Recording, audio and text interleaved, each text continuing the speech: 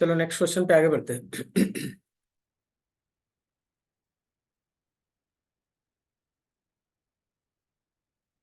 लिखा है 29 में, consider a sphere of radius r which carries a uniform charge density rho. If a sphere of radius r by 2 is curved capped out of it as shown, the ratio of magnitude of electric field EA and EB respectively at point A and B due to the remaining portion is।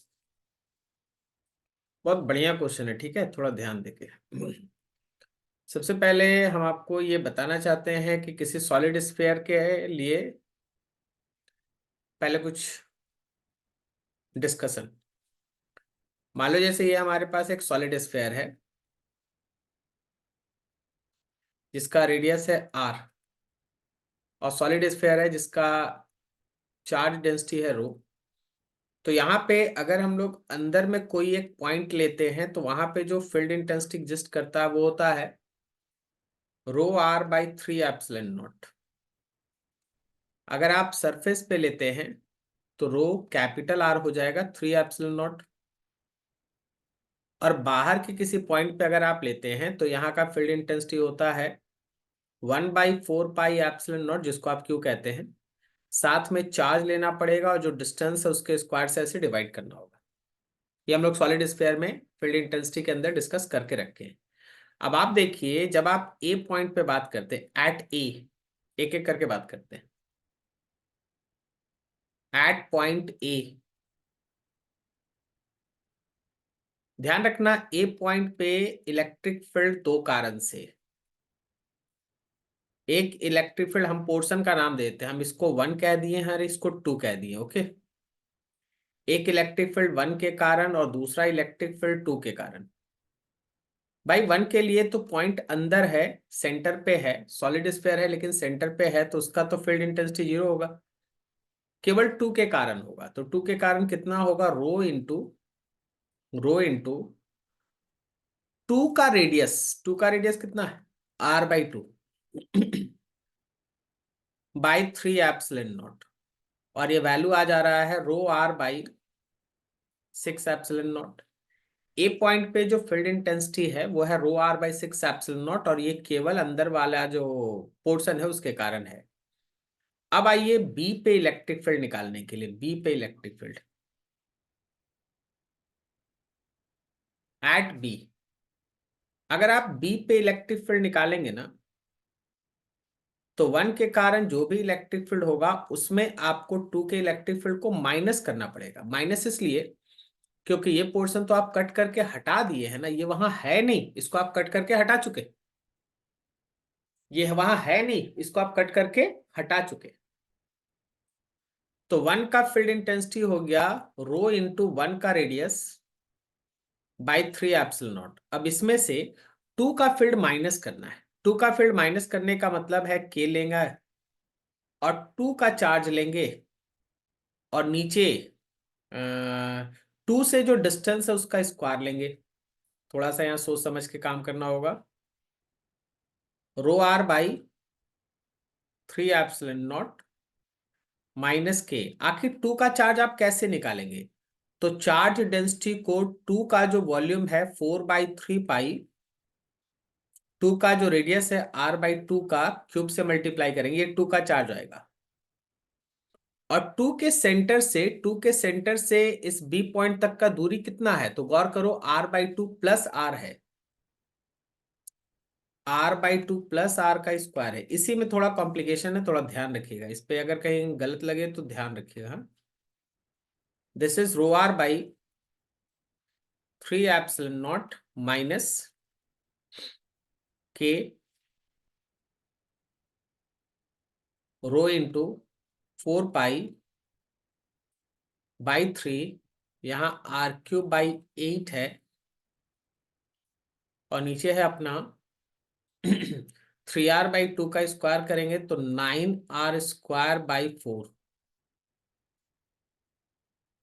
Row r/3 epsilon not, यहाँ पे put कर दिए 1/4 pi epsilon not के जगह पे, फिर रो, फिर यहाँ 4 पाई बाई 3, यहाँ r³/8 और नीचे है अपना 9r²/4। थोड़ा सा जो जो कट रहा है उसको काटते हैं। देखो, ये 4 पाई से ये 4 पाई कटा, ये r² से ये r³ कटा, ये 4 से ये 8 कट गया 2 टाइम्स में। अब जो बचा उसको थोड़ा लिखते हैं, एक मिनट, इसको इधर उसको लिखते हैं। This is ρr/3 ε0 minus ρr/, देखो 9, 3 और 2, 6 54, 54 ε0। नीचे में अगर हम लोग 54 ε0 को ही एलसीएम ले ले तो यहां हो जाएगा 18 में से 1 गया 17, 17 ρr। तो 17 ρr/54 ये बी का फील्ड है, ये बी का फील्ड है।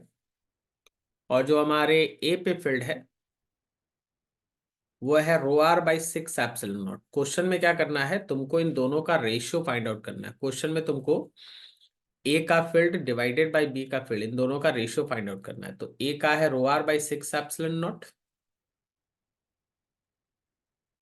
सो अकॉर्डिंग टू क्वेश्चन, मॉड लीजिए field intensity A by field intensity B का मॉड लीजिए। फील्ड इंटेंसिटी ए है अपना ρr/6 ε0 और बी का है 17 ρr/54 ε0। ρr/ε0 से ρr/ε0 कटा, ये आ गया 9/17, यही आ रहा है ना। 6 से 54 कटेगा 9 बार में, 9/17। थोड़ा ऑप्शन देखो, 9/17। देखो बी ऑप्शन में वो मैच करेगा, ये 9/17 ही है ना अप्रोक्स, 18 और 34। तो ये तरीका था, बहुत बेहतरीन क्वेश्चन है। ठीक है, इसको थोड़ा ध्यान से देख लिया जाए एक बार पूरा का पूरा। सबसे पहले क्या किए हम लोग, सॉलिड स्फीयर के केस में जैसे हम लोग फील्ड इंटेंसिटी का कंसेप्ट पढ़े उसको एक बार रिवाइज किए। ए पॉइंट पे फील्ड इंटेंसिटी निकाले, 1 के लिए वो सेंटर पे था तो 1 का फील्ड इंटेंसिटी 0 हो गया, और 2 के लिए कैलकुलेशन कर दिए ρr/3 जहां r स्टैंड फॉर रेडियस जो r/2 है। बी पे फील्ड इंटेंसिटी दो कारण से, 1 के कारण और 2 के कारण, लेकिन 2 को माइनस कर रहे हैं। माइनस इसलिए कर रहे हैं क्योंकि वहां 2 है नहीं, उसको हटा दिया गया। हटा दिया गया तो माइनस कीजिए। अब उसके बाद कैलकुलेशन किया गया, प्रोसेस आपके सामने है। बहुत बढ़िया क्वेश्चन। ठीक है, ध्यान रखिएगा प्रोसेस। चलिए आगे बढ़ते हैं।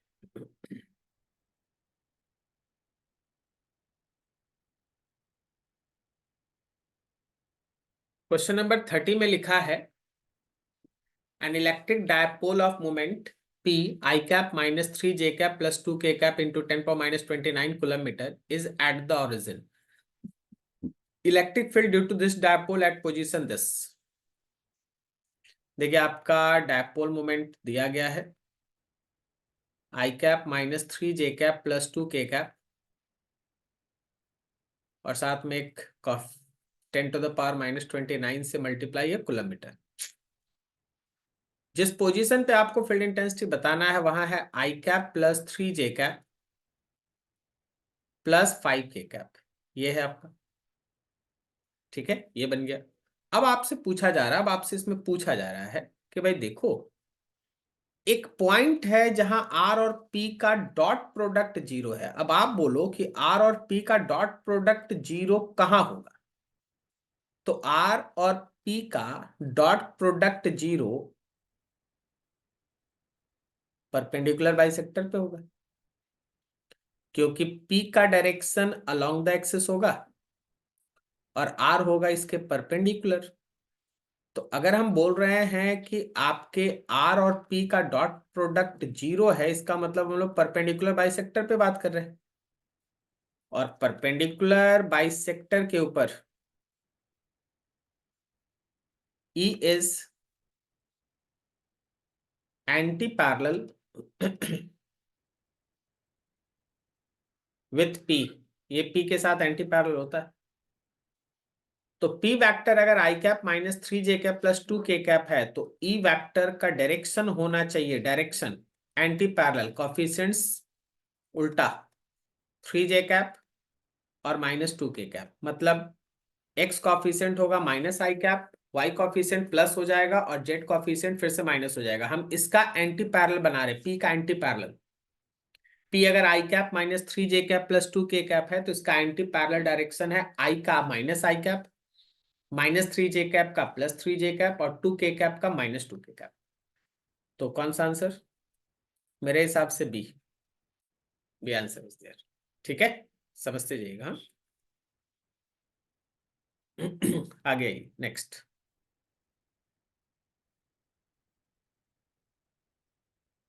31 में लिखा है three charge particles A, B, and C with charges 4q, 2q, and minus 2q are present on the circumference of a circle of radius d.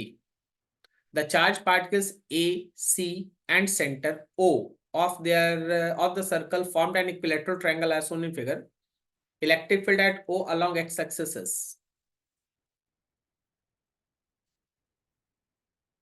Figure he main है, फिगर में ही मेन काम आपको करना है, उसके बाद फिर हम आगे बढ़ेंगे। जरा गौर कीजिएगा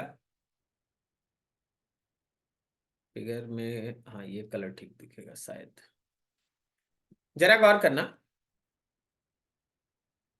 किस ओ पॉइंट पे ए चार्ज का फील्ड इंटेंसिटी, ए चार्ज का फील्ड निगेटिव है, तो ए चार्ज का फील्ड इंटेंसिटी का डायरेक्शन, ए चार्ज के फील्ड इंटेंसिटी का डायरेक्शन ये होगा।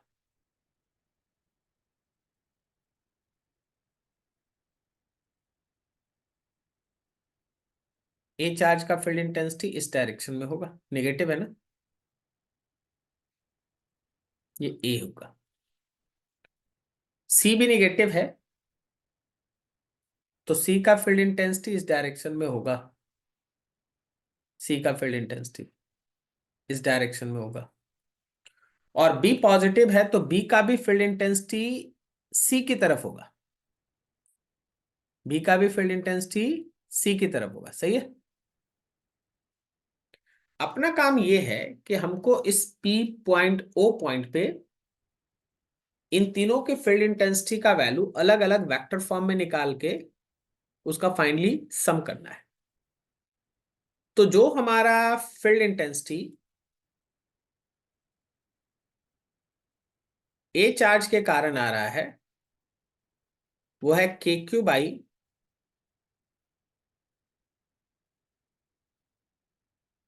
डी स्क्वायर, के क्यू बाई डी स्क्वायर।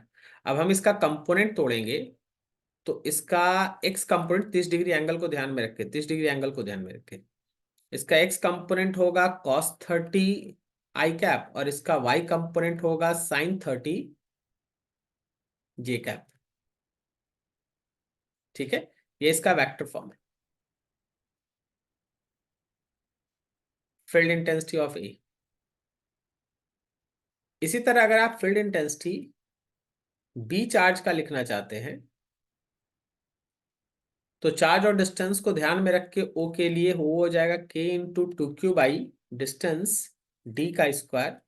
उसका डायरेक्शन फोर्थ क्वाड्रेंट की तरफ है, डायरेक्शन फोर्थ क्वाड्रेंट की तरफ है, तो उसमें आएगा cos 30 का आई कैप और sin 30 का आएगा माइनस जे कैप, sin 30 का आएगा माइनस जे कैप। फिर इसी काम को अगर आप थर्ड चार्ज सी के लिए करेंगे तो ये भी आएगा k इंटू 2q डिस्टेंस में d का स्क्वायर और ये भी फोर्थ क्वाड्रेंट में है, तो फोर्थ क्वाड्रेंट में होने की वजह से ये आएगा हम लोग का cos 30 के साथ आई कैप और sin 30 के साथ माइनस जे कैप, ये आएगा। ठीक है, ये आ गया। तो अगर हमको उस ओ पॉइंट पे नेट फील्ड इंटेंसिटी निकालना है, अगर हमको उस ओ पॉइंट पे नेट फील्ड इंटेंसिटी निकालना है तो वहां पे ए चार्ज का फील्ड इंटेंसिटी वेक्टर फॉर्म में, बी चार्ज का फील्ड इंटेंसिटी वेक्टर फॉर्म में और सी चार्ज का फील्ड इंटेंसिटी वेक्टर फॉर्म में जोड़ देना है। लेकिन क्वेश्चन में एक इंटरेस्टिंग फैक्ट पूछा गया है कि अलोंग एक्स एक्सिस, केवल एक्स के डायरेक्शन में।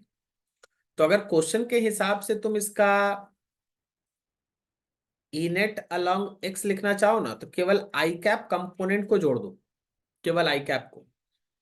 तो पहला आई कैप था 4 × 2q/d², और आई कैप में था वहां cos 30। दूसरे के आई कैप में था k × 2q/d², इसमें भी था cos 30। और तीसरे वाले में भी है cos 30, k × 2q/d², और तीसरे में भी है cos 30। अब आप तीनों को जोड़ दीजिए, जो आएगा वही आंसर। ठीक है, तो ये प्योर है ना, फिगर को देख के क्वेश्चन बन रहा था, उसी के हिसाब से ध्यान रखना है। जरा देखो और समझो पूरा। उस दिए गए पॉइंट पे 3 कारण से फील्ड, एक ए चार्ज के कारण निगेटिव था, उधर ही हुआ। एक बी चार्ज के कारण पॉजिटिव था, तो अवे हुआ, सी की तरफ हुआ। और सी भी निगेटिव था, तो उसी की तरफ हुआ। बाकी तीनों को वेक्टरली लिख के ऐड कर दिया गया, क्योंकि हम क्वेश्चन में पढ़ लिए थे कि हमको एक्स के डायरेक्शन में केवल चाहिए, तो केवल एक्स वाले कंपोनेंट्स को जोड़ दिए तो एक्स वाला मिल गया। अगर वाई पूछता तो वाई जोड़ दो। ठीक है, आगे बढ़ो, नेक्स्ट कैलकुलेशन कर लेना हो आप।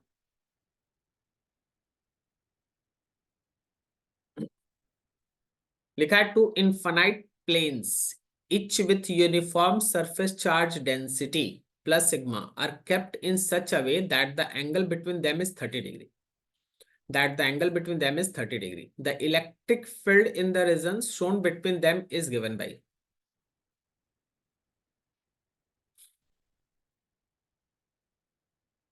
Figure.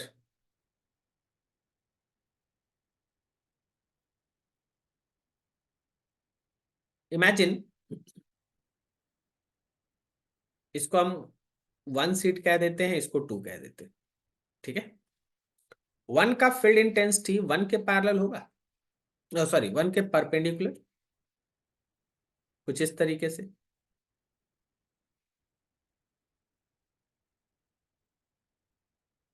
और 2 का फील्ड इंटेंसिटी 2 के परपेंडिकुलर होगा, कुछ इस तरीके से। हम थोड़ा दूर दूर इसलिए बना दिए ताकि हमको लिखने में थोड़ा इजी हो। मान लो इस फील्ड इंटेंसिटी को हम E1 कह दिए, तो इसका 2 कंपोनेंट होगा। एक कंपोनेंट होगा इसका निगेटिव एक्स की तरफ, और एक कंपोनेंट होगा नीचे निगेटिव वाई की तरफ।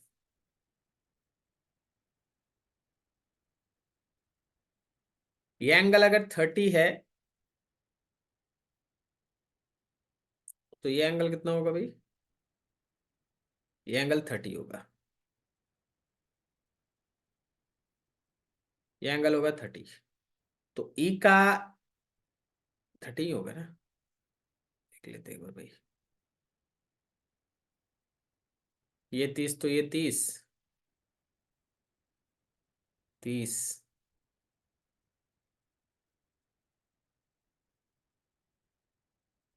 फिर ये 90, इसी होगा शायद। 30 का 30 होगा ना।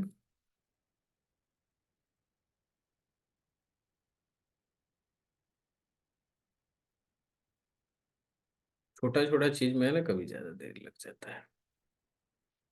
30 है, ये 30 होगा, फिर ये कितना, 60, ये 60।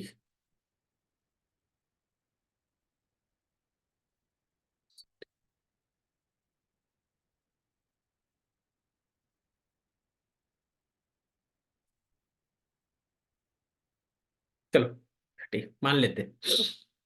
तो हमारे पास यहाँ पे वैल्यू आ रहा है, दिस इज E cos 30, और ये होगा E का sin 30। आप लोग एक बार देख लीजिएगा, ठीक है।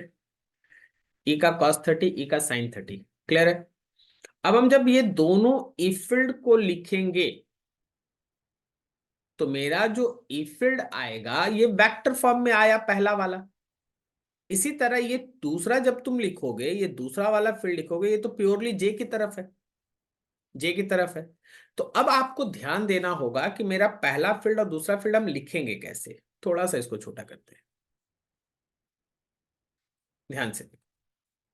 हम यहाँ पे जो पहला फील्ड इंटेंसिटी लिखेंगे वो हम वेक्टरली लिखेंगे, ई का sin 30 लगा देंगे माइनस आई कैप और प्लस ई का cos 30 और लग जाएगा माइनस जे कैप। ई का मतलब यहाँ पे सीट बोला गया, charge sheet, surface charge infinite planes with uniform surface, तो प्लेन है यूनिफॉर्म। तो यहां पे हम लोग लिखेंगे इसका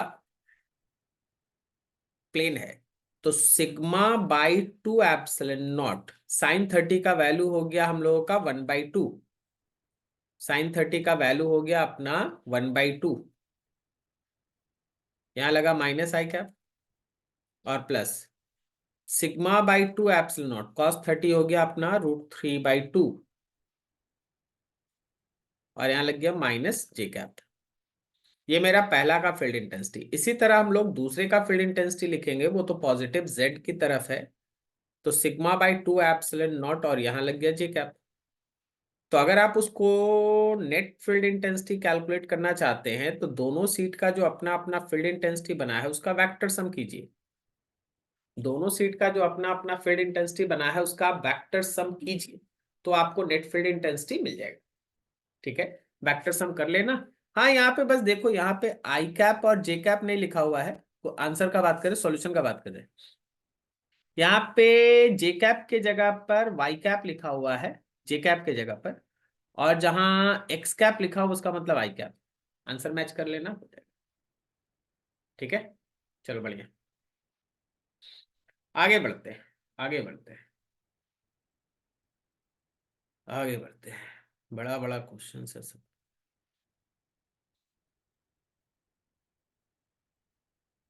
क्वेश्चन नंबर 33 लिखा है, particle of mass m and charge q has an initial velocity v naught j cap.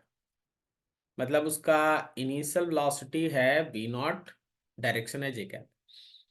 If an electric field, अगर आपके पास एक इलेक्ट्रिक फील्ड है जो है E naught i cap and magnetic field भी है, वह है B naught i cap, act on the particle, its speed will double after time. हमेशा ध्यान रखना ना कि मैग्नेटिक फील्ड कभी भी स्पीड को चेंज नहीं कर सकता।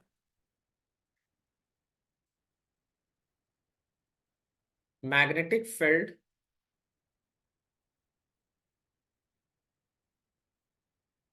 Magnetic field does not change magnitude of velocity, बोलो तो स्पीड। तो यहां स्पीड चेंज की रिस्पॉन्सिबिलिटी केवल इलेक्ट्रिक फोर्स को है। So only electric force is responsible for change in speed। Electric force is responsible for change in speed. अब चलो इलेक्ट्रिक फोर्स पे काम करते हैं। क्या हम इलेक्ट्रिक फोर्स को लिख दें क्यूई, यहां से। अच्छा, इलेक्ट्रिक फोर्स किधर लग रहा है, ध्यान रखना है कि ये इलेक्ट्रिक फोर्स एक्स में लग रहा है। ठीक है, तो एक्सलेशन अलोंग एक्स हो जाएगा force by mass. Velocity, initial velocity तो एक्स में कुछ था ही नहीं, क्योंकि सारा वेलोसिटी तो यहाँ वाई में है, देखो जे कैप। तो वैसे केस में जो हमारा वेलोसिटी एक्स में गेन होगा वो होगा you x plus acceleration along x and T. ये u वाला टर्म 0 है, यहाँ एक्सलेशन में आ गया QE/m और टाइम t। अब जब आप उसका फाइनल वेलोसिटी किसी टाइम पे लिखेंगे, जब आप उसका फाइनल वेलोसिटी किसी टाइम पे लिखेंगे तो जो x का वेलोसिटी है आई कैप और जो y का वेलोसिटी है वो जे कैप। तो x का वेलोसिटी हो गया अपना q E t by m i cap, और y का वेलोसिटी तो जितना पहले था उतना अभी भी रहेगा, v not J cap. According to your question आपको निकालना समय है, और क्वेश्चन ये दिया है कि जो मैग्नीट्यूड ऑफ वेलोसिटी है वो पुराने स्पीड का दुगना हो जाए, डबल हो जाए। इसका मतलब ये है कि जो यहाँ वेक्टर आप लिखे हैं उसका जब आप मैग्नीट्यूड निकालेंगे, under root q E t by m का स्क्वायर और प्लस वी नॉट का स्क्वायर, ये 2v0 के बराबर होगा। यहीं से हम लोगों को टाइम निकालना है, यहीं से हम लोगों को टाइम निकालना है। लेफ्ट हैंड साइड में रूट हटा, अंदर हो गया q square E square T square by M square plus v not का square is equal to 4v0 का स्क्वायर। ये v0 लेफ्ट से राइट में चला गया, तो Q square E square T square by M square is equal to 3v0 का square. यहां से लिख सकते हैं T square is equal to 3v0 का स्क्वायर एम स्क्वायर 3v0 का square by M square divided by Q square E square. याद रखिए आपको टाइम निकालना है, तो यहाँ का हम लोग स्क्वायर हटा के इधर रूट डाल देंगे, यहाँ का स्क्वायर हटा के 3v स्क्वायर ऐसे करके, √3 भी आ सकता है ऑप्शन में, √3 एकदम सही, √3 है, √3 mv by Q E, √3 mv by Q E, √3 mv by Q E, ये वाला C option, √3 mv by Q E, ये आंसर आपका आएगा। ठीक है, बहुत बढ़िया, आगे बढ़ते हैं नेक्स्ट क्वेश्चन।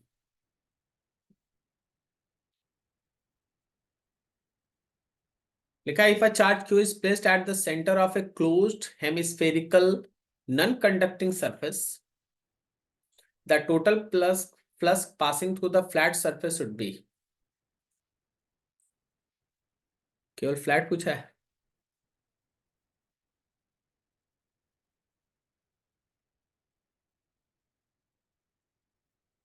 अगर हम यहां पर कोई एक चार्ज पार्टिकल रख भी दे तो वहां से जो भी इलेक्ट्रिक फील्ड होगा ना वो मेरे फ्लैट सरफेस के पैरेलल निकलेगा, मेरे फ्लैट सरफेस के पैरेलल निकलेगा, या अगर स्फीयर से पास करना होगा तो स्फीयर से पास करेगा। और अगर हमारे फ्लैट सरफेस के पैरेलल निकल रहा है तो फ्लैट सरफेस को पास कैसे कर रहा है?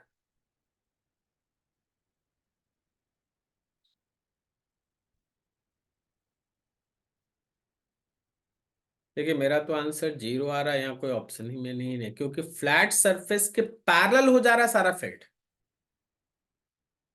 अगर इस हेमिस्फेयर से बोलो तो इधर निकला है q/2 ε0, इसके नीचे एक और हेमिस्फेयर बना लो तो उधर से भी निकलेगा q/2 ε0। लेकिन एग्जैक्टली अगर इस प्लेन सरफेस से बोलोगे तो सारा फील्ड लाइंस तो इसके पैरेलल है, तो सारा फील्ड लाइंस पैरेलल होने की वजह से मेरे हिसाब से यहाँ का फ्लक्स आ रहा है 0, क्योंकि कोई ऑप्शन नहीं।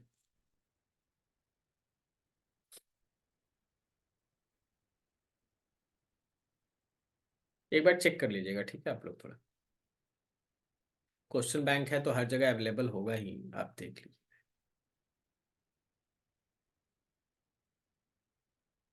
लिखा in the figure a very large plane sheet of positive charge is shown, p1 and p2 are 2 points at a distance l and 12 from the charge distribution.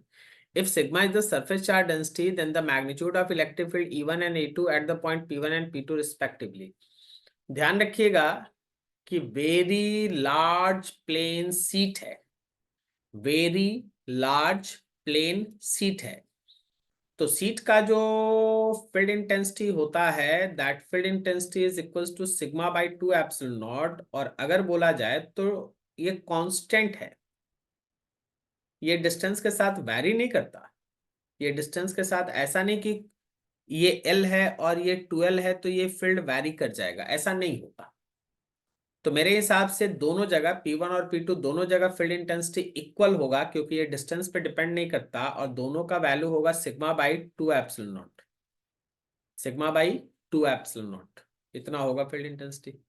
ठीक है, चलो बढ़िया।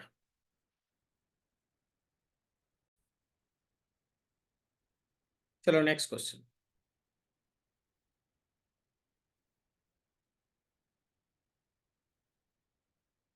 लिखा है long cylindrical volume contains a uniform distributed charge of density rho, the radius of cylindrical volume is R, a charged particle q revolve around the cylinder in a circular path, the kinetic energy of the particle is।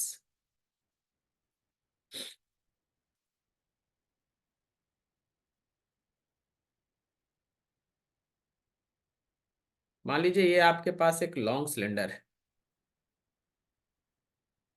बहुत बड़ा है।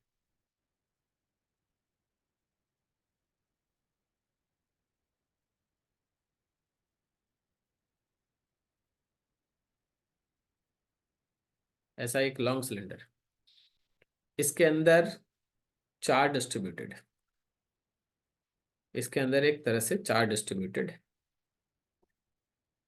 ये charge distribution का density rho दिया हुआ है। मान लेते हैं हम लोग इसका लेंथ है एल। ठीक है, आपका जो पॉइंट है वो इसके सेंटर से आर डिस्टेंस अवे है, इसका अपना एक रेडियस भी है, कैपिटल आर, जैसा क्वेश्चन में लिखा हुआ है। कैपिटल आर इसका रेडियस है, और सेंटर से लेके स्मॉल आर डिस्टेंस अवे कोई एक पार्टिकल है जो इसके चारों तरफ ऐसे सर्कुलर पाथ पे घूम रहा है, ऐसे चारों तरफ इसके सर्कुलर पाथ पे ऐसे घूम रहे हैं। ठीक है, हम लोग का काम ये है कि अगर कोई चार्ज पार्टिकल यहाँ पर, the radius of cylinder volume charge particle क्यों revolve around the cylinder in a circular path, the kinetic energy of the particle. देखो, अगर इसके पास एक स्पीड होगा भी, हम अभी साइन पे नहीं जा रहे, ठीक है। साइन क्या है कि अगर ये प्लस होगा तो ये चार्ज पार्टिकल माइनस होगा, तो अंदर की तरफ एक सेंट्रिपिटल फोर्स काम करेगा जो बाहर वाले centrifugal force m v square by r को बैलेंस करेगा। तो आप ऐसे समझिए कि अंदर की तरफ का जो सेंट्रिपिटल फोर्स है, इलेक्ट्रिक फोर्स, वो बाहर वाले m v square by r को बैलेंस कर रहा है। तो यहां हम लिख दिए क्यू ई, और ये पुट कर दिए m v square, the kinetic energy of the particle m v square by r. तो क्या यहां से एम वी स्क्वायर का वैल्यू क्यू ई आर आया? तो जहां हम लोग को काइनेटिक एनर्जी का बात करना है, वहां एक्चुअली हम लोग को हाफ एम वी स्क्वायर का बात करना है। तो हाफ एम वी स्क्वायर का बात करने का मतलब है क्यू ई आर बाई 2 का बात करना है। तो समहाउ हमको ई चाहिए, समहाउ हमको ई चाहिए, ई कैलकुलेशन करना होगा तब। अब ई के लिए हम यूज करने जा रहे हैं गॉसेस थ्योरम। चलो इसको इक्वेशन 1 रखते हैं। For E using Gauss's theorem, flux will be equals to q enclosed by epsilon not. और अगर हमारे पास ऐसा है तो हम लोग जो यहाँ गॉसियन सरफेस लेंगे, वो भी हम तुमको गॉसियन सरफेस समझा रहे हैं, थोड़ा ध्यान से देखना और समझना।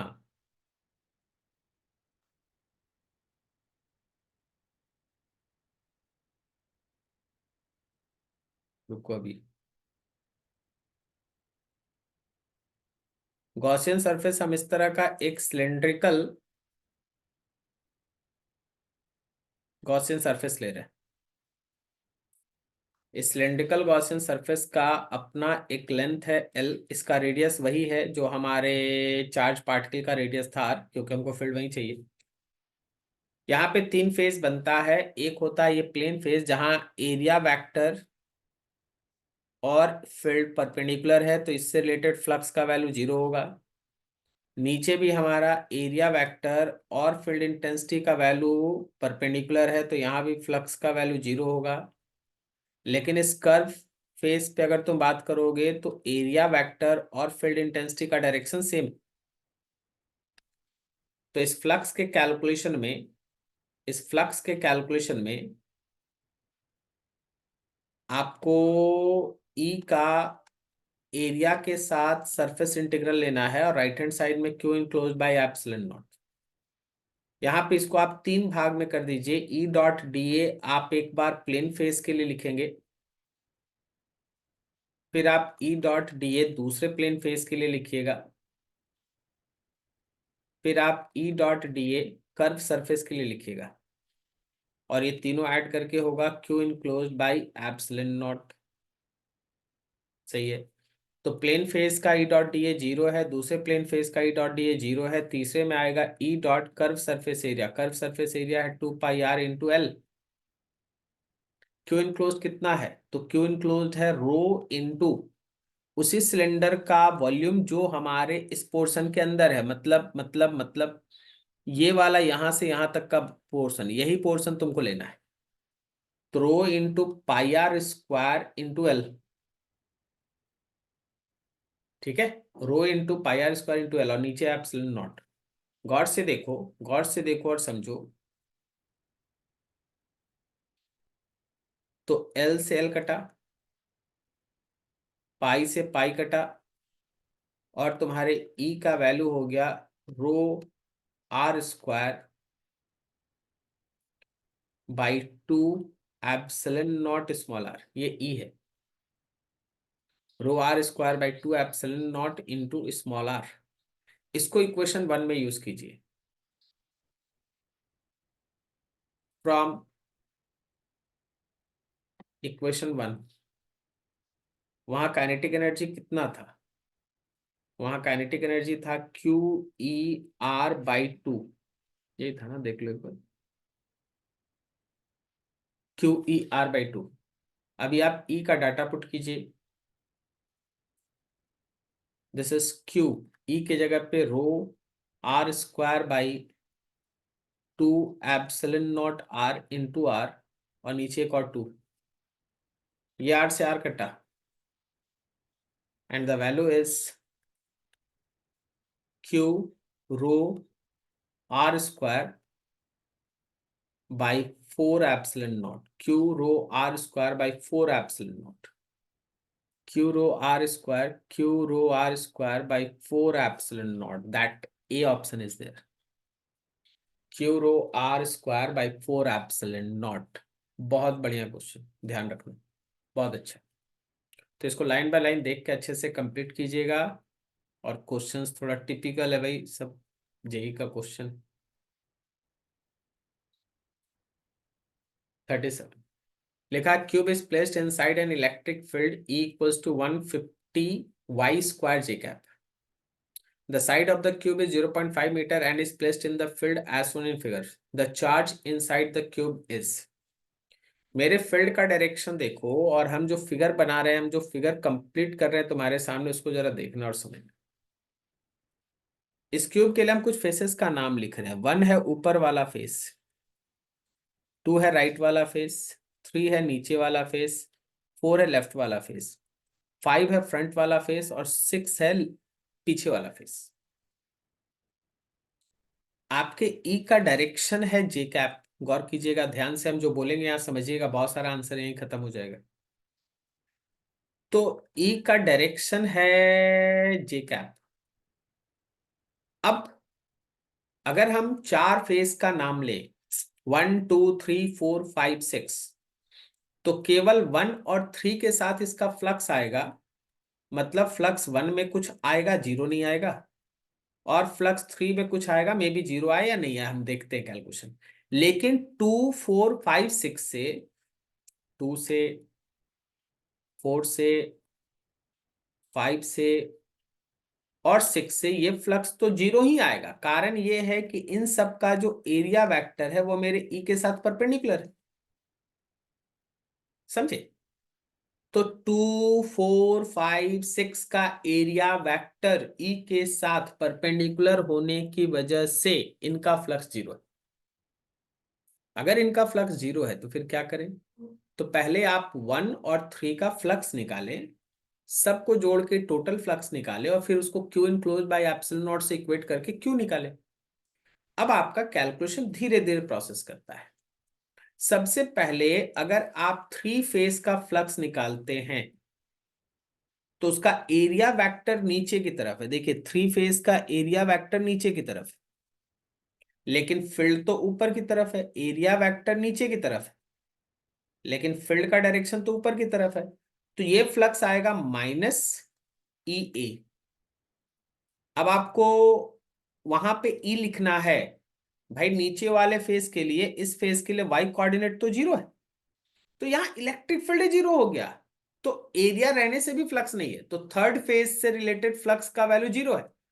बहुत कोई नहीं समझा कि सर वाई जीरो क्यों हुआ, देखो भाई वाई तो इसके ऊपर होगा ना, ये तो ये वाला फेस क्या है, इस फेस को तुम गौर करो, ये एक्स जेड प्लेन में है, तो अगर ये एक्स जेड प्लेन में है तो इसका वाई वैल्यू कितना है, जीरो। अगर वाई वैल्यू जीरो है तो यहाँ पे जैसे ही हम यहाँ पे वाई की जगह पे जीरो पुट करेंगे, मेरा ई जीरो आ जाएगा, और ई जीरो आने से फ्लक्स होगा नहीं, फ्लक्स का वैल्यू जीरो।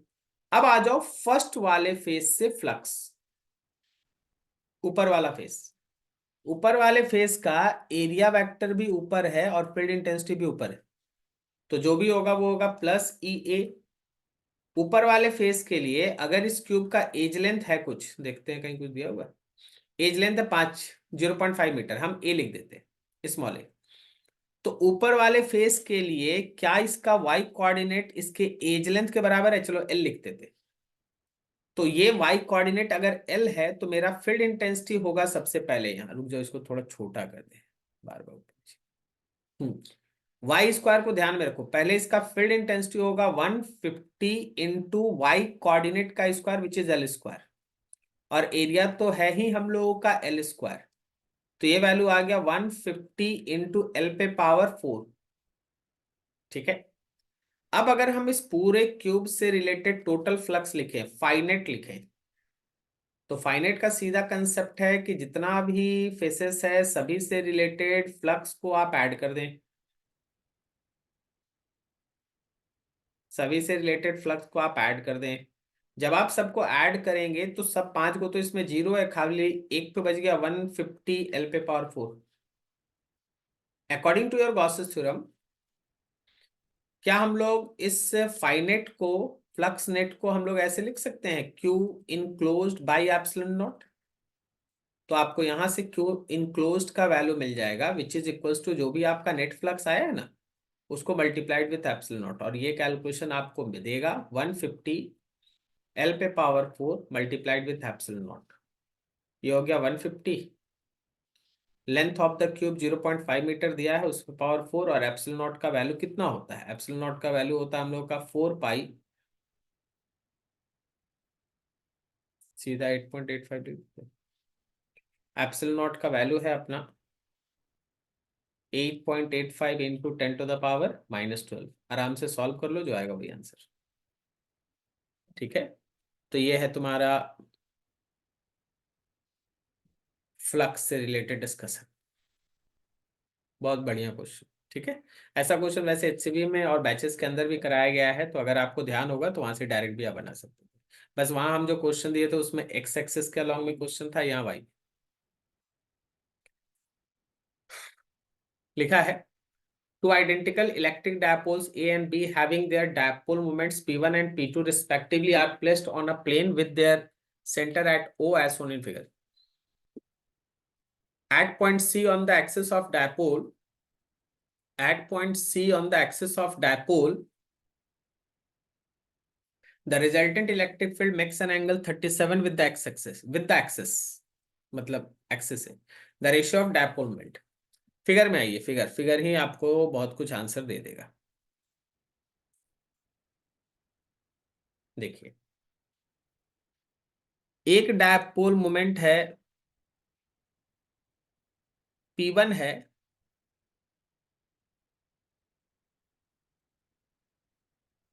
P1 का डायरेक्शन निगेटिव से पॉजिटिव इधर है, और P2 का डायरेक्शन निगेटिव से पॉजिटिव इधर है, ये P2। सी पॉइंट को गौर से देखो, सी पॉइंट जो है वो P1 के लिए एक्सिस के अलोंग में है।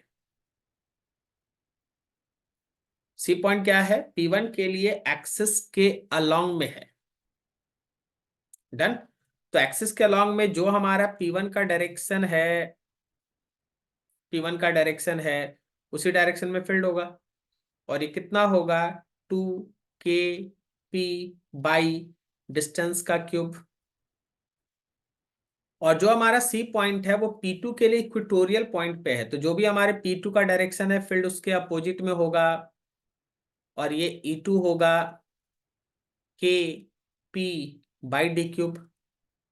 अब जब आप यहाँ पे नेट फील्ड का डायरेक्शन बनाते हैं तो नेट फील्ड कुछ बोला गया है क्वेश्चन में ऐसा कि वो एक्सिस के साथ 37 डिग्री एंगल बनाता है, यहाँ लिखा हुआ making an angle of 37 with the axis net field. तो रिजल्टेंट फील्ड अगर 37 बना रहा है एक्सिस के साथ, तो क्या हम यहां से लिख सकते हैं कि that tan 37 degree will be equals to perpendicular by base perpendicular.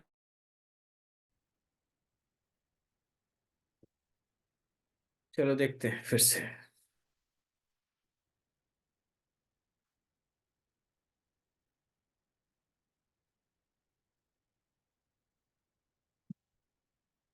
Connection cut गया था, ध्यान रखना। हम्म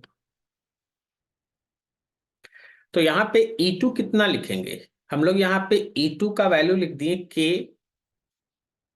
KP2/d³, और E1 का वैल्यू लिख दिए 2KP1/d³। तो ये पूरा कट के ये बचा हम लोग का P2/2P1। tan 37 का वैल्यू कितना होता है? tan 37 is 3/4। tan 37 कितना? 3/4। थोड़ा इसको छोटा कर देते हैं, 3/4 which is equals to P2/2P1। तो आपसे पूछा गया P1/P2 कितना? हाँ, P1/P2। P1/P2 का वैल्यू आएगा कितना? आएगा भाई, P1/P2 कितना आ जाएगा? 2/3। तो P1/P2 आ जाएगा अपना 2/3। है कुछ answer? 2/3, that C option is there, 2/3। तो देखो ये सब क्वेश्चन आपको एकदम दिमाग में बैठा लेना है, छोटा छोटा क्वेश्चन है सब, और ये चलता है। चलो आगे बढ़ते हैं।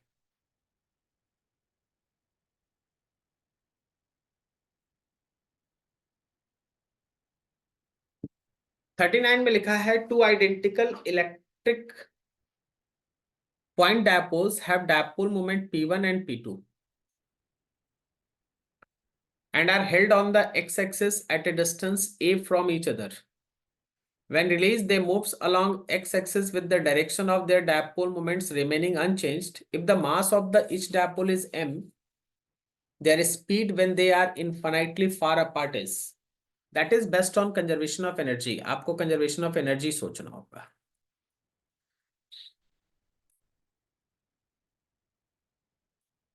देखिए यहाँ पे एक छोटा सा डायपोल और यहाँ पे एक छोटा सा डायपोल, पॉइंट डायपोल मतलब छोटा सा डायपोल, डिस्टेंस बहुत ज्यादा मैटर नहीं करता, और ये दोनों के सेंटर से सेंटर का दूरी,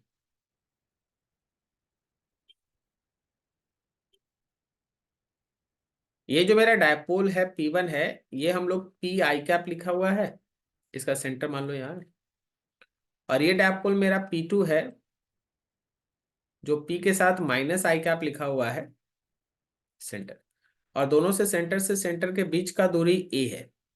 a है ना? हाँ, ठीक है। अब देखो जब आप इस सिस्टम को शुरुआती फेज में लेते हैं तो इनिशियली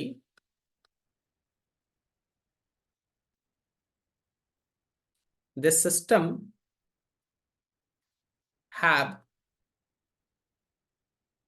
पोटेंशियल एनर्जी।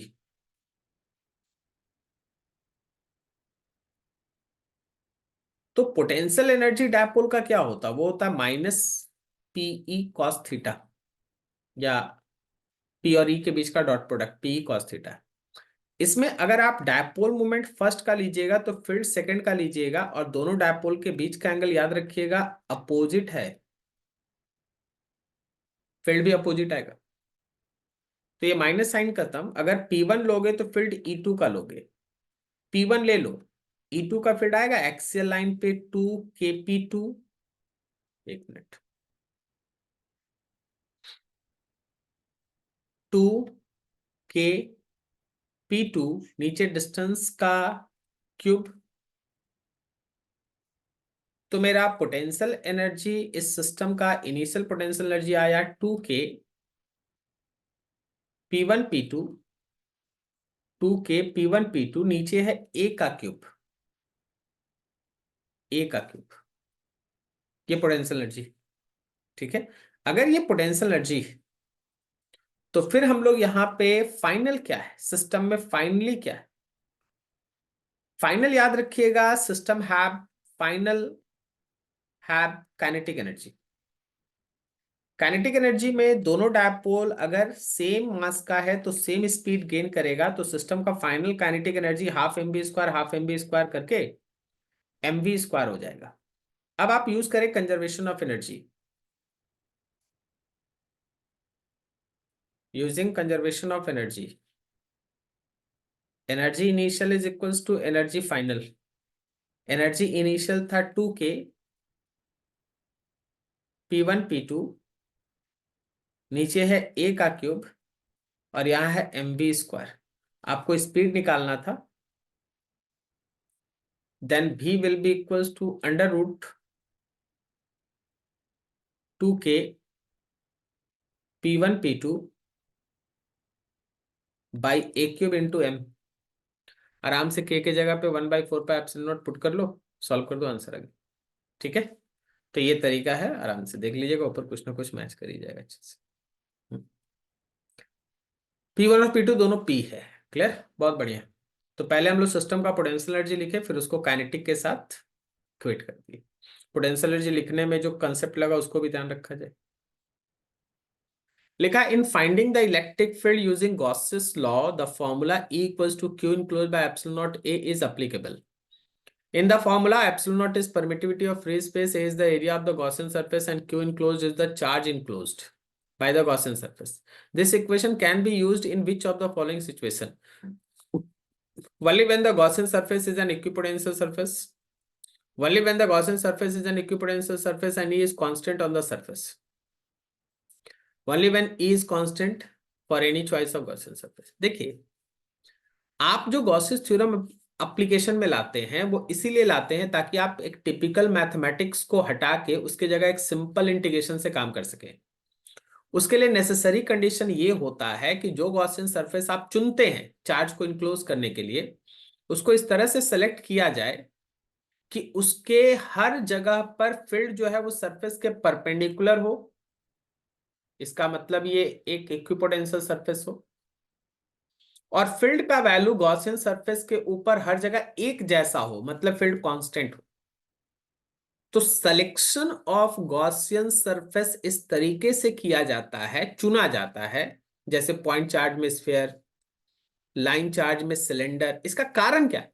इसका कारण यह है कि वो एक ऐसा सरफेस है जहां पहली बात की ई परपेंडिकुलर होगा, तो ये गॉसियन सरफेस जो है वो इक्विपोटेंशियल की तरह काम कर रहा है, और दूसरा इसके किसी भी पॉइंट पे ई का वैल्यू जो लिखिएगा वो एक जैसा होगा, कांस्टेंट होगा। तो मोस्ट अप्रोप्रिएट आंसर यहां अगर चुनिएगा ना तो बी है। ठीक है, बी। चलो इतना हम थोड़ा सेव कर ले।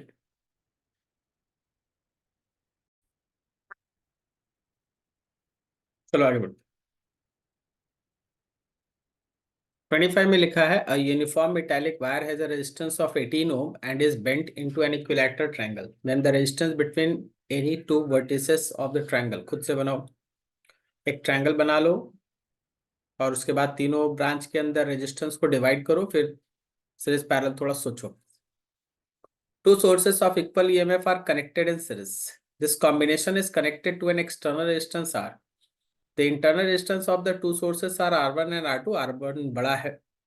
If the potential difference across the source of internal resistance R1 is 0, then the value of R. यहाँ पे एक सेल उसका इंटरनल रेजिस्टेंस, ये एक दूसरा सेल उसका इंटरनल रेजिस्टेंस, और फिर ये दोनों आगे चल के किसी एक कैपिटल आर से जुड़ा है। इसका EMF E1 internal resistance R1, इसका EMF E2 internal resistance R2, correct. तो भाई इसमें करंट घूम रहा है ऐसे, बहुत सिंपल है। यहाँ पे अगर हम तुमसे करंट का वैल्यू पूछे तो इसमें दोनों का पोलैरिटी सेम है, तो E1 प्लस E2 हो जाएगा। और रेजिस्टेंस में कैपिटल आर और दोनों internal resistance they are in series, तो ऐसा हो जाएगा ये आई। अब बोला गया है कि पहला वाला जो हमारा सेल है उसके अक्रॉस का पोटेंशियल डिफरेंस, मान लो जैसे ये पॉइंट ए है, ये पॉइंट बी है, तो जब आप ए से बी की तरफ जाते हैं तो पोटेंशियल एट ए, जो हम लोग किरचॉफ रूल में पढ़े हैं, नेगेटिव से पॉजिटिव प्लस E1 करंट के डायरेक्शन में minus IR1 is equals to B. इसका मतलब E1 minus IR1 is equals to B का पोटेंशियल माइनस ए का पोटेंशियल। बोला है पोटेंशियल डिफरेंस तो है ही नहीं, जीरो है। ये तभी पॉसिबल है जब E1 और IR1 बराबर हो। तो E1 हो गया, आई की जगह पे जो अभी आप डाटा निकाले थे उसको आप यूज कर सकते हैं। अभी हम लोग यहाँ निकाले थे ना, E1 plus E2 by capital R plus R1 plus R2, ये आई के जगह पे हो गया और इसको मल्टीप्लाई करना पड़ेगा R1 के साथ। अब चलो थोड़ा सा कैलकुलेशन है उसको कर लेते हैं। तो ये वैल्यू हो गया, इससे नीचे वाले सारे टर्म को मल्टीप्लाई करें, E1R plus E1R1 plus E1R2 is, right hand side में है E1R1 और प्लस E2R1। E1R1 दोनों तरफ से कैंसिल। क्या निकालना था भाई?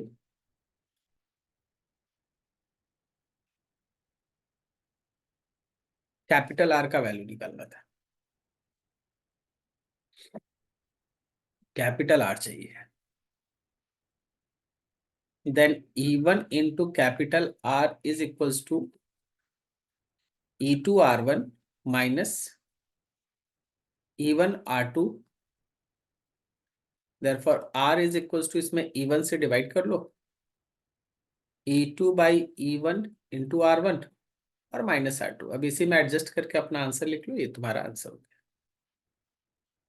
ठीक है, ये चीज रहा।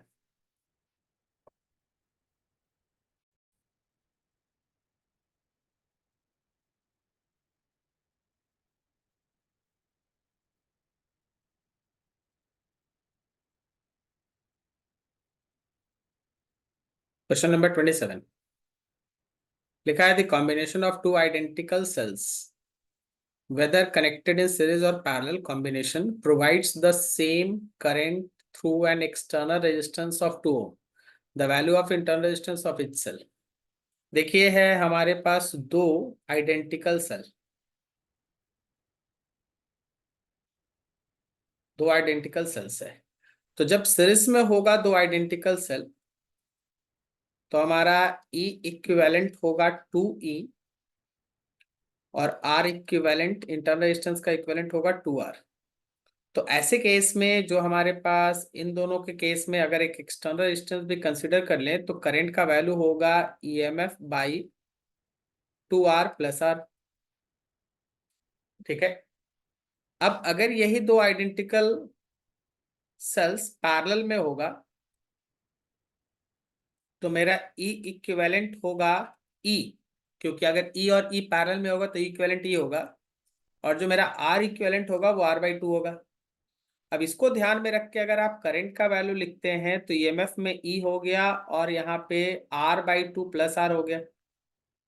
क्वेश्चन कहता है कि the combination of two identical cells whether connected in series parallel provide same current. भाई करंट सेम है, एक्सटर्नल रेजिस्टेंस है 2 ओम, करंट सेम है, एक्सटर्नल रेजिस्टेंस है 2 ओम। अकॉर्डिंग टू क्वेश्चन दोनों केस का करंट सेम है, तो 2E divided by 2R plus R is equals to E divided by R/2 plus R। सबसे पहले यहाँ E कैंसिल कीजिए और जहां कैपिटल R है वहां पे 2 ओम लिख के स्मॉल r फाइंड आउट कर दीजिए, आंसर आ जाएगा। ठीक है, इंटरनल रेजिस्टेंस निकालना था, एक्सटर्नल रेजिस्टेंस 2 ओम दिया हुआ है। 28 two cells of same EMF but different internal resistance R1 and R2 two cells of same EMF but different internal resistance R1 and R2 are connected in series with a resistance R. The value of R for which the potential difference across second cell is 0. Already हम ऐसा question 2 question पहले बता चुके हैं जिसमें एक cell के across का पोटेंशियल डिफरेंस 0 है, तो वहां से खुद से सीख के इसको खुद से बनाना है। ठीक है, आगे बढ़ो। 5 identical cells, each of internal resistance 1 ohm, EMF 5 volt, are connected in series and in parallel with external resistance R, for which value of R current in series and parallel will remain same. तो पहले अगर हम लोग series ले लेते, अभी ऐसा question आप 2 क्वेश्चन पहले बनाए, तो सीरीज में E इक्विवेलेंट हो जाएगा 5 आइडेंटिकल, तो 5E, और स्मॉल r इक्विवेलेंट हो जाएगा 5R। तो इस केस में आपका करंट हो जाएगा 5E by 5R plus R। और जब आप आइडेंटिकल सेल्स को पैरेलल में ले लेंगे तो भाई आपका E इक्विवेलेंट हो जाएगा E, और स्मॉल r इक्विवेलेंट हो जाएगा R बाई 5। इन दोनों को मिला दीजिए और करंट होगा E divided by R by 5 plus R। दोनों करंट को सेम कीजिए, इन दोनों करंट को सेम कीजिए, तो 5E by R by 2 plus R, sorry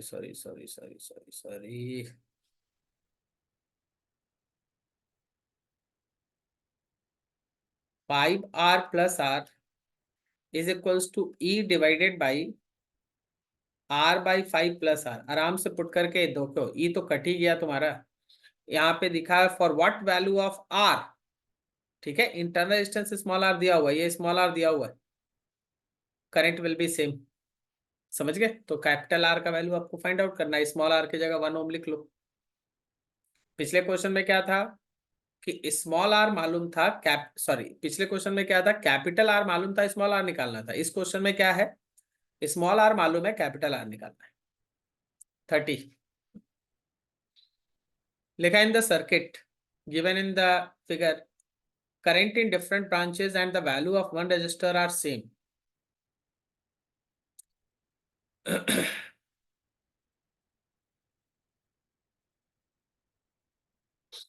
The potential at point B with respect to the point A is. Circuit को देखिएगा ना तो आधा आंसर तो सर्किट के अंदर है।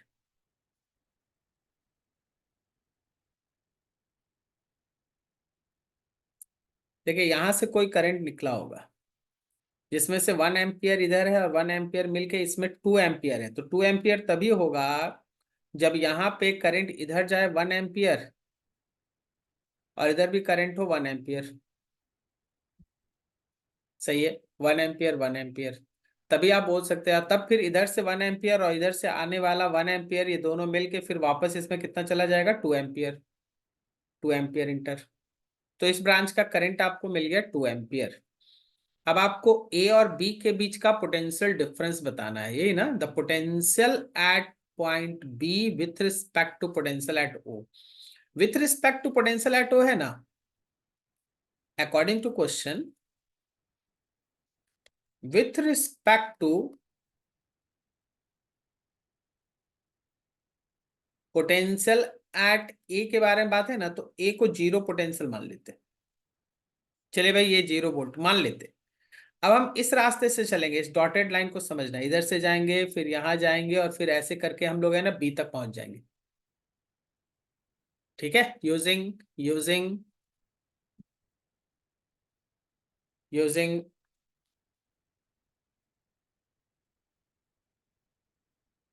किरचॉफ्स रूल, किरचॉफ्स रूल लगा रहे हैं।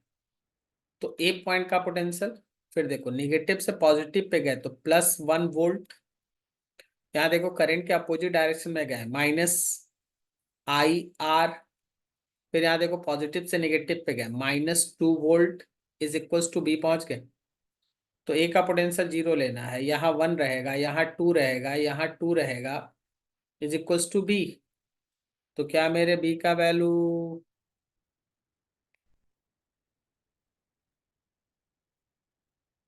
हो करंट के अपोजिट में जा रहे तो +1 ना होगा, यहाँ प्लस होगा। ठीक है, यहाँ प्लस होगा, करंट के अपोजिट में जा रहे थे। तो ये दोनों कट गया और मेरे बी का पोटेंशियल आ गया 1 volt, 1 volt +1 volt, that D option is there. B का पोटेंशियल है 1 वोल्ट +1। डन, बढ़िया।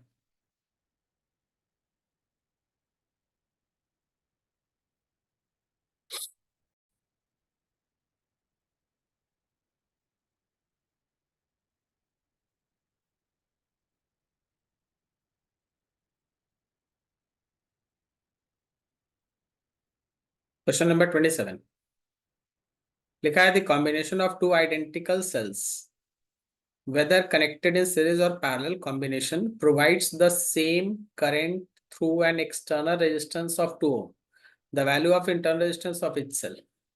देखिए है हमारे पास दो आइडेंटिकल सेल, दो आइडेंटिकल सेल्स है। तो जब सीरीज में होगा दो आइडेंटिकल सेल तो हमारा E इक्विवेलेंट होगा 2E और R इक्विवेलेंट, इंटरनल रेजिस्टेंस का इक्विवेलेंट होगा 2R। तो ऐसे केस में जो हमारे पास इन दोनों के केस में अगर एक एक्सटर्नल रेजिस्टेंस भी कंसिडर कर लें तो करंट का वैल्यू होगा EMF बाई 2R+R। ठीक है, अब अगर यही दो आइडेंटिकल सेल्स पैरेलल में होगा तो मेरा E इक्विवेलेंट होगा E, क्योंकि अगर E और E पैरेलल में होगा तो इक्विवेलेंट E होगा, और जो मेरा R इक्विवेलेंट होगा वो R/2 होगा। अब इसको ध्यान में रख के अगर आप करंट का वैल्यू लिखते हैं तो ईएमएफ में E हो गया और यहाँ पे R/2+R हो गया। क्वेश्चन कहता है कि the combination of two identical cells whether connected in series parallel provide same current. भाई करंट सेम है, एक्सटर्नल रेजिस्टेंस है 2 ओम, करंट सेम है, एक्सटर्नल रेजिस्टेंस है 2 ओम। अकॉर्डिंग टू क्वेश्चन दोनों केस का करंट सेम है, तो 2E divided by 2R+R is equals to E divided by R/2+R। सबसे पहले यहाँ E कैंसिल कीजिए और जहां कैपिटल R है वहां पे 2 ओम लिख के स्मॉल r फाइंड आउट कर दीजिए, आंसर आ जाएगा। ठीक है, इंटरनल रेजिस्टेंस निकालना था, एक्सटर्नल रेजिस्टेंस 2 ओम दिया हुआ है। 28 two cells of same EMF but different internal resistance R1 and R2। Two cells of same EMF but different internal resistance R1 and R2 are connected in series with a resistance R। The value of R for which the potential difference across second cell is 0। Already हम ऐसा question, दो question पहले बता चुके हैं जिसमें एक cell के अक्रॉस का पोटेंशियल डिफरेंस 0 है, तो वहां से खुद से सीख के इसको खुद से बनाना है। ठीक है, आगे बढ़ो। 5 identical cells each of internal resistance 1 ohm, EMF 5 volt are connected in series and in parallel with external resistance R, for which value of R current in series and parallel will remain same। तो पहले अगर हम लोग series ले लेते, अभी ऐसा question आप दो क्वेश्चन पहले बनाए, तो सीरीज में E इक्विवेलेंट हो जाएगा 5 आइडेंटिकल, तो 5E और स्मॉल r इक्विवेलेंट हो जाएगा 5R। तो इस केस में आपका करंट हो जाएगा 5E/5R+R।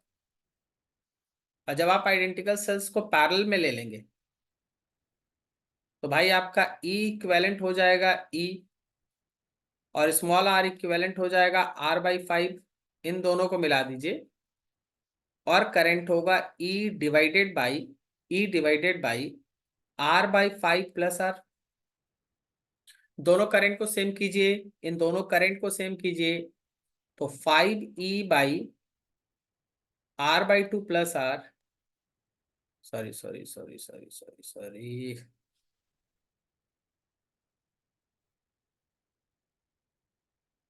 5R+R is equals to E divided by R/5+R। आराम से पुट करके देखो, E तो कट ही गया तुम्हारा, यहाँ पे दिखा है for what value of R।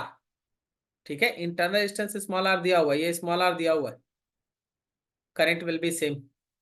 समझ गए? तो कैपिटल आर का वैल्यू आपको फाइंड आउट करना है, स्मॉल आर की जगह 1 ओम लिख लो।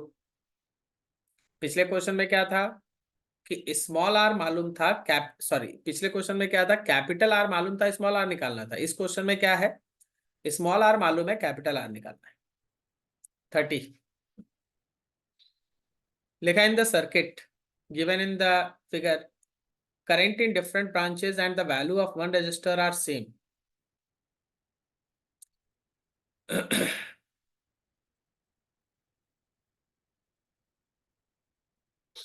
The potential at point B with respect to the point A is. Circuit को देखिएगा ना तो आधा आंसर तो सर्किट के अंदर है।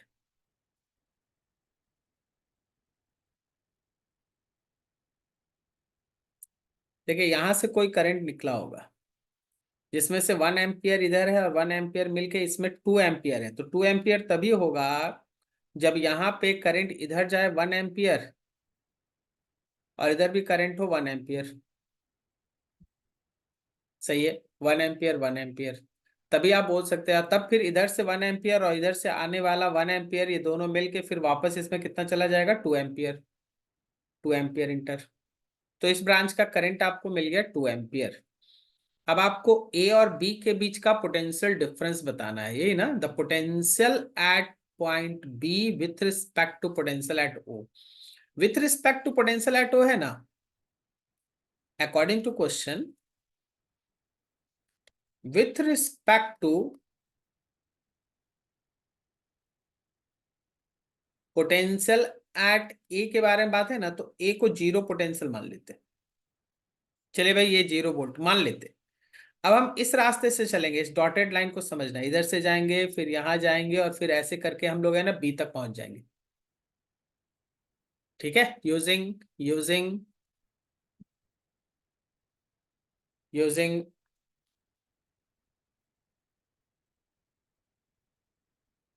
किरचॉफ्स रूल, किरचॉफ्स रूल लगा रहे हैं।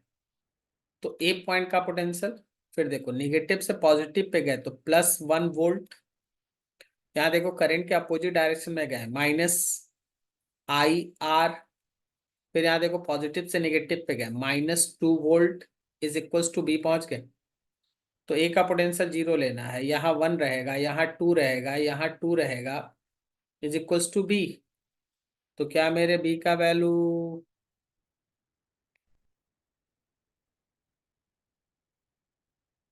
हो करंट के अपोजिट में जा रहे तो +1 ना होगा, यहाँ प्लस होगा। ठीक है, यहाँ प्लस होगा, करंट के अपोजिट में जा रहे थे। तो ये दोनों कट गया और मेरे बी का पोटेंशियल आ गया 1 volt, 1 volt +1 volt, that D option is there. B का पोटेंशियल है 1 वोल्ट +1।